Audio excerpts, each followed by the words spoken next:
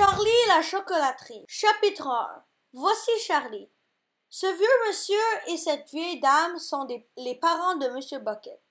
Ils s'appellent Grand-pa Joe et Grand-maman Joséphine. Et voici deux autres vieux, le père et la mère de Madame Bucket. Ils s'appellent Grand-papa George et Grand-maman Georgina. Voici Madame Bucket et Monsieur Bucket. Monsieur et Madame Bucket ont un petit garçon qui s'appelle Charlie Bucket. Voici Charlie. Bonjour Charlie. Bonjour, bonjour et rebonjour. Il est heureux de faire votre connaissance. Toute cette gentille famille. Les six grandes personnes, comptez-les, et le petit Charlie Bucket vivaient réunis dans une petite maison de bois, en bordure d'une grande ville. La maison était beaucoup trop petite pour abriter tant de monde et la vie y était tout sauf confortable. 2 pièces seulement et un seul lit. Ce lit était occupé par les 4 grands-parents si vieux, si fatigués qu'ils n'en sortaient jamais. D'un côté, grand-papa Joe et grand-maman Joséphine. De l'autre, grand-papa George et grand-maman Georgina.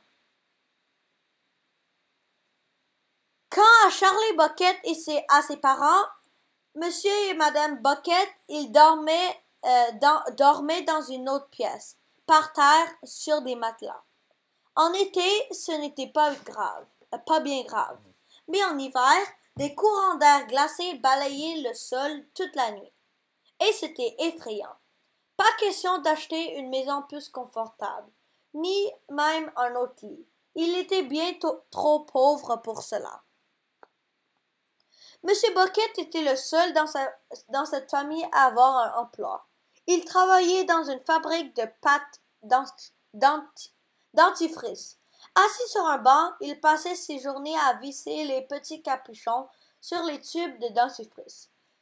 Mais un visseur de capuchon sur un tube de dentifrice est toujours très mal payé. Et le pauvre Monsieur Bucket avait beau travailler très dur et visser ses capuchons à toute vitesse. Il ne parvenait jamais à gagner assez d'argent pour acheter seulement la moitié de ce qui aurait été indispensable à une si nombreuse famille. Pas même assez pour nourrir convenablement tout ce petit monde. Rien que du pain, de la margarine pour le petit déjeuner, des pommes de terre bouillies et des choux pour le déjeuner, et de la soupe aux choux pour le repas du soir. Le dimanche, il mangeait un peu mieux. C'est pourquoi il attendait toujours le dimanche avec impatience. Car ce jour, bien que le menu fût exactement le même, chacun avait droit à une seconde portion.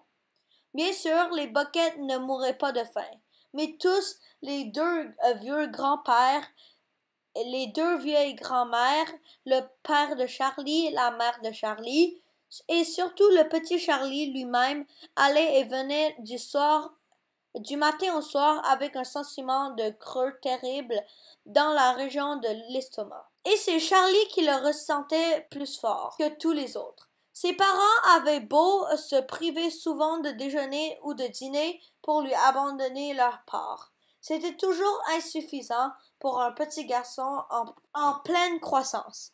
Il réclamait désespérément quelque chose de plus nourrissant, de plus réjouissant que des choux et de la soupe aux choux. Mais ce qu'il désirait par-dessus tout, c'était du chocolat. En allant à l'école le matin, Charlie pouvait voir les grandes tablettes de chocolat empilées dans les vitrines. Alors, il s'arrêtait les yeux écarquillés, le nez collé à la vitre, la bouche pleine de salive. Plusieurs fois par jour, il pouvait voir les autres enfants tirer leurs poches des bâtons de chocolat pour les croquer goulûment. ce qui, naturellement, était pour lui une véritable torture. Une fois par an seulement, le jour de son anniversaire, le petit Boquet avait droit à à un peu de chocolat. Toute la famille faisait des économies en prévision de cette fête exceptionnelle et le grand jour arrivait. Charlie voyait offrir un petit bâton de chocolat pour lui tout seul. Et à chaque fois, en ce merveilleux matin d'anniversaire, il passait le bâton avec soin dans une petite caisse de bois pour le conserver précieusement comme un bar d'or massif. Puis, pendant quelques jours, il se contentait de le regarder même sans oser y toucher. Puis, enfin, quand il n'en pouvait plus, il retirait un tout petit bout de papier du coin, découvrant un tout petit bout de chocolat. Et puis, il n'en prenait que ce petit bout, juste de quoi pour grignoter, pour le laisser fondre doucement sur sa langue.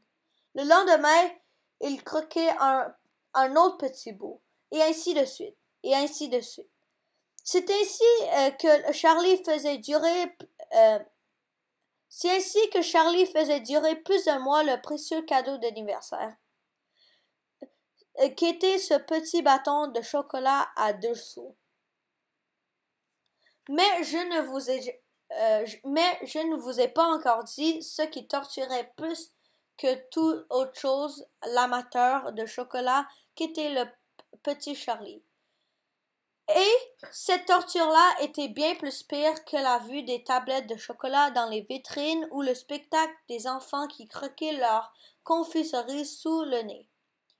N'imaginez pas de plus monstrueux supplice. Dans la ville même, bien visible depuis la maison où habitait Charlie, se trouvait une énorme chocolaterie. Imaginez un peu. Et ce n'était même pas une chocolaterie ordinaire. C'était la plus importante et la plus célèbre du monde entier. C'était la chocolaterie Wonka, propriété d'un monsieur nommé Willy Wonka, le plus grand inventeur et fabricant de chocolat de tous les temps.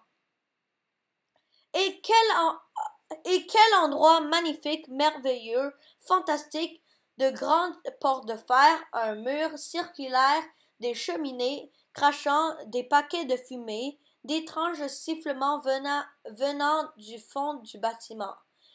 Et dehors, tout autour des murs, dans un secteur de près d'1 kilomètre, l'air embauma d'un riche et captieux parfum de chocolat fondant.